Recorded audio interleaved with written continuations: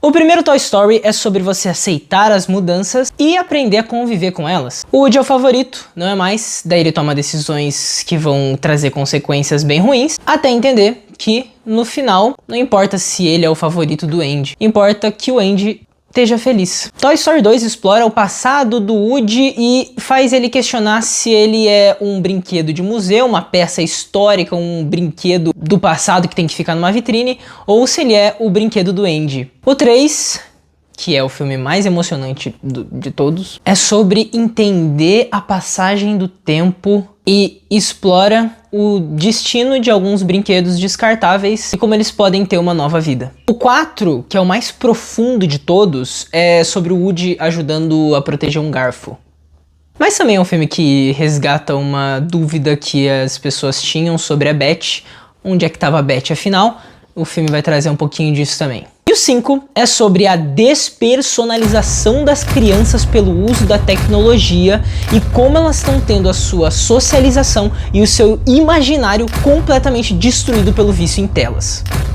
Oi gente, eu sou o Lua Dallagnol, não Dallagnol nem Dallagnol nem sei lá, qualquer outro tipo de forma de falar que as pessoas já falaram. E Toy Story 5 só apresenta uma situação muito verdadeira, que é as crianças não brincam mais. Elas jogam, elas trocam mensagem, elas veem vídeos curtos, fora a quantidade de coisas horríveis e apavorantes que elas podem ter acesso na internet. Assim, é claro que é possível você ver crianças brincando hoje em dia, né? Aquelas que que tiveram o celular tirado obrigatoriamente, aquelas que não têm celular, ou alguma criança que esteja num lugar que realmente não tem nenhuma tela, o que é praticamente impossível hoje em dia, né? Então se você vê uma criança num deserto ou numa floresta assim, que não tenha telas, aí você pode ser que veja uma criança brincando. Mas hoje em dia é muito difícil de você ver crianças e adultos também numa situação onde eles não estão com o cérebro sendo inundado por imagens piscantes na sua cara, com sons urgentes, com decisões constantes, mensagens infinitas, notícias super interessantes e legais, vídeos de humor, vídeos de curiosidade, vídeos de tragédia, jogos, memes. E tudo isso traz pra gente um senso de imediatismo, de que tudo tem que ser feito na hora, de que você tem que estar ligado em todas as notícias, de que você tem que responder as mensagens logo, todas as mensagens de todos os seus grupos, de todos os seus amigos logo, porque se você demorar pra responder, ou se a pessoa demorou pra te responder, ela tá brava com você, ela não gosta de você, ou ela não tá bem. E o sintoma mais impressionante do vício em telas é a perda da personalidade. Se a gente for ver em Toy Story 5, por exemplo, a Bonnie brincava, ela era criativa, ela usava o seu imaginário, ela criava coisas, isso era divertido, ela ria, ela brincava, ela de alguma forma ela trazia vida pro seu quarto, pros seus brinquedos. E com certos problemas em fazer amizades, nessa certa tristeza ou insatisfação dela, os pais dela compram um tablet. E aí depois que ela ganha o tablet, ela não é mais a mesma Bonnie. Ela fica completamente estagnada naquilo. Nas amigas que ela faz dentro da tela, dentro daquela moldura, nos jogos que ela precisa jogar, nas conquistas que ela precisa ter pra ela fazer parte desse grupo de amigas, nos grupos com as amigas dela, e ela não precisa mais pensar, ela não precisa mais criar, ela não se diverte fora, pensando, inventando. Tá tudo ali pra ela, tá tudo sendo jogado. Ali ela tem as suas amigas, ali ela tem o que ela precisa. O que fazia parte da insatisfação dela tá ali dentro daquela tela. Então uma das coisas que o vício em telas, em tablets e celulares e computadores nos traz é: você não pensa, você não precisa mais pensar. Ele nos impede de pensar. Porque ele tá constantemente nos bombardeando com pensamentos de outras pessoas, com ideias, com comparações. E ele nos dá dopamina rápida. Porque a gente quer fugir dos nossos pensamentos, a gente quer fugir dos problemas, a gente quer fugir do tédio de esperar uma comida ficar pronta, a gente quer fugir do tédio de uma fila, a gente quer fugir do tédio de esperar o menu do jogo, de esperar o jogo carregar. Então a gente sempre quer fugir do tédio, fugir dos nossos pensamentos. E aí olha só que legal, o celular, ele nos ajuda a fugir dos nossos pensamentos. e do tédio. Muitas vezes, nos nossos problemas na vida, nos estresses diários, quando a gente para pensar, muitas vezes esses problemas vêm. Só que a grande questão é que, geralmente, depois desses problemas, também vem a solução. Então, o uso constante no celular, ele nos aliena, nos despersonifica. É como se a gente fechasse os nossos olhos, porque o celular é isso, né? Ele é esse refúgio, ele é esse espaço seguro onde você pode ficar confortável. Ele é como se fosse um refúgio para nossa ansiedade, mas o mais doido disso é que ele é um refúgio para nossa ansiedade que causa mais ansiedade depois. E o quanto isso impacta na nossa vida, no nosso psicológico. Eu dou aula de desenho e quando eu era aluno, e aqui não dizendo que antigamente era melhor, mas dizendo que antigamente tinha muitos lados positivos e muitos lados negativos também, em relação ao uso da tecnologia. Mas antigamente, quando eu comecei as aulas de desenho, uns 10 ou 11 anos atrás, que é o mesmo lugar onde eu dou aula hoje, a dinâmica da aula era você chegar, desenhar, e o seu professor tá ali com você, ele conversa, ele te dá o auxílio. E é isso, você desenha e conversa. A sua mão fica toda suja de grafite, de canetinha, e você troca ideia com o seu professor, troca ideia com as outras pessoas que estão ali, porque geralmente quem desenha é muito criativo e gosta das mesmas coisas. Então acaba que você cria bastante amizade nesse ambiente. Se você gosta de desenhar, você vai encontrar pessoas muito parecidas num curso de desenho. Então tinha essa troca. Hoje em dia, nas aulas que eu dou, também tem essa troca. A gente também se diverte, ri, conversa, mas é diferente. Todos os meus alunos têm celular, e eu tenho alunos de 7 a, 30 anos. Já tive uns alunos velhinhos também, tá? Idosos, né? Mas hoje em dia não tem. É mais assim, uma faixa etária de adolescente, tem alguns adultos também. Adolescente e criança. Todos eles têm celular, até os mais pequenininhos.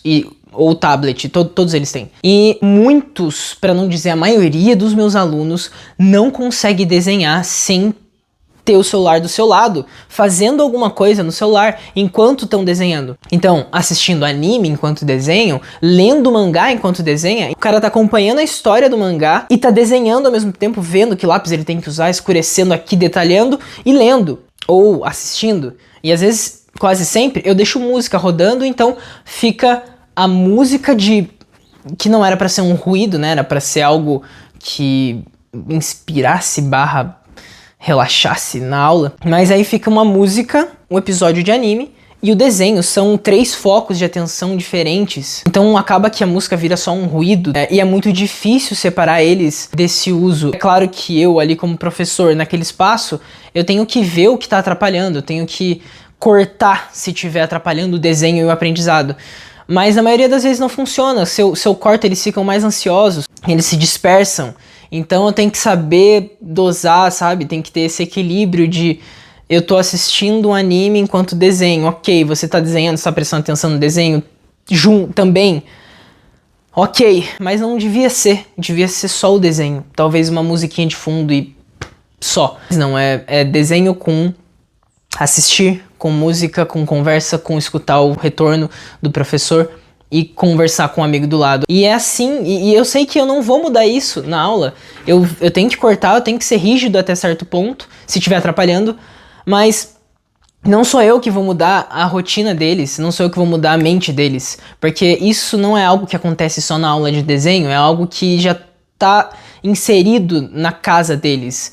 Eles com certeza fazem tudo mexendo no celular. Eu não vou mudar isso. E é justamente assim porque no celular eles estão tendo o tempo todo um estímulo a esse sentimento de recompensa. E nessa eles não, né? A gente. É muito difícil você sair do celular, quando você liga ele e todas aquelas coisas interessantes começam a aparecer, todos aqueles aplicativos e redes sociais que são feitos para te sugar, é muito difícil sair. Então tudo isso mostra que a gente está priorizando o nosso tempo para mexer no celular, para brincar, para responder mensagem, ao invés de priorizar nas relações com as pessoas, em organizar o seu guarda-roupa, sair com o seu cachorro, em sentar num banco e ficar pensando em leitura, em sair com seus amigos, conversar e deixar o celular de lado. Qualquer outra coisa nas suas metas de carreira, no que você sonha em fazer, você podia estar usando o seu tempo para isso. Então a questão não é que o celular em si é um monstro, né? Eu não posso usar um celular porque eu tô usando ele para gravar.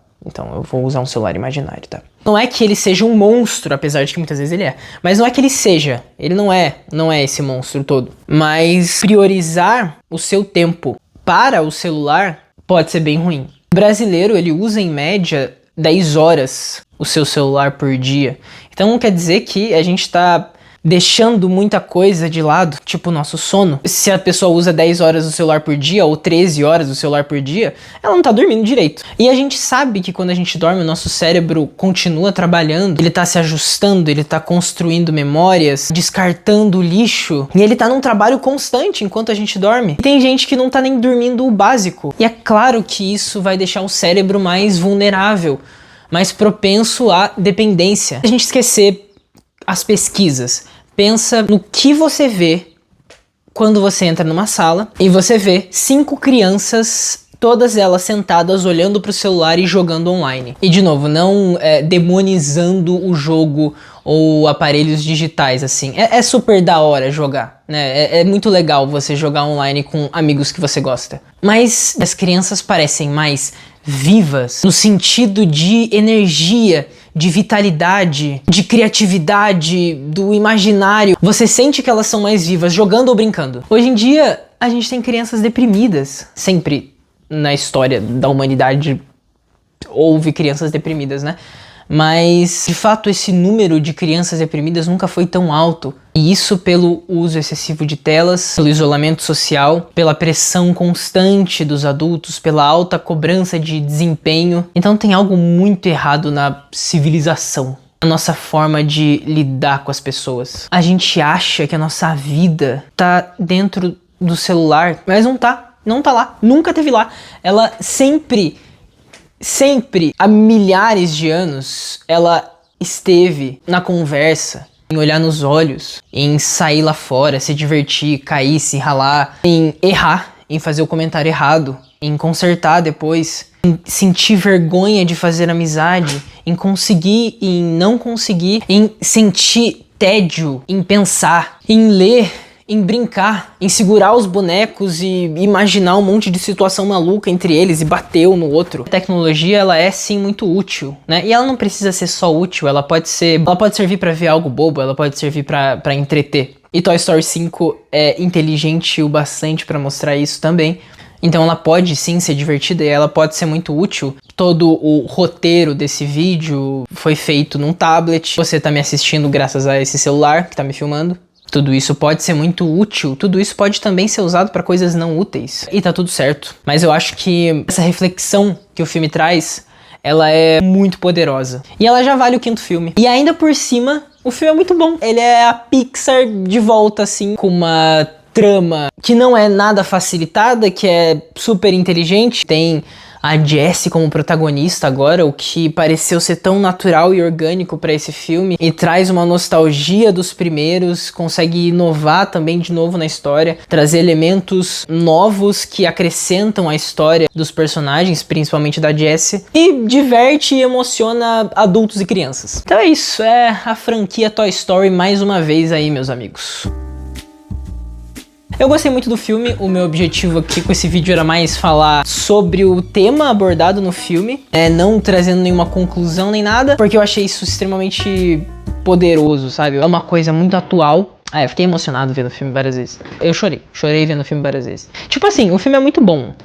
Eu não sei se ele vai pegar todo mundo desse jeito que me pegou, entendeu? Mas o filme é muito bom. Mas eu acho que essa reflexão que eles trouxeram sobre tecnologia foi, tipo assim, absurda. Porque é realmente muito real e faz muito sentido com a premissa de você ser um brinquedo, né? Porque os brinquedos nunca foram tão esquecidos como eles são hoje em dia. Então é isso, mais um Toy Story absurdo pra franquia, assim. Obrigado por você ter visto esse vídeo até aqui. Se você curtiu, você pode clicar no seu celular, no seu aparelho eletrônico, no seu tablet, no seu computador, o botão de curtir. Se você acha que novos vídeos mais ou menos assim podem te interessar. E é isso, comenta aí o que você quiser, né? Sempre com educação e empatia, é claro. Mas comenta aí o que você quiser, se você gostou de Toy Story 5, se você é muito viciado em telas, se você tá lutando contra isso, se você não tá lutando contra isso e você nem liga pra isso, que é um problema, hein, cara? Começa a pensar sobre isso, pô. É isso, gente. Até mais. Falou.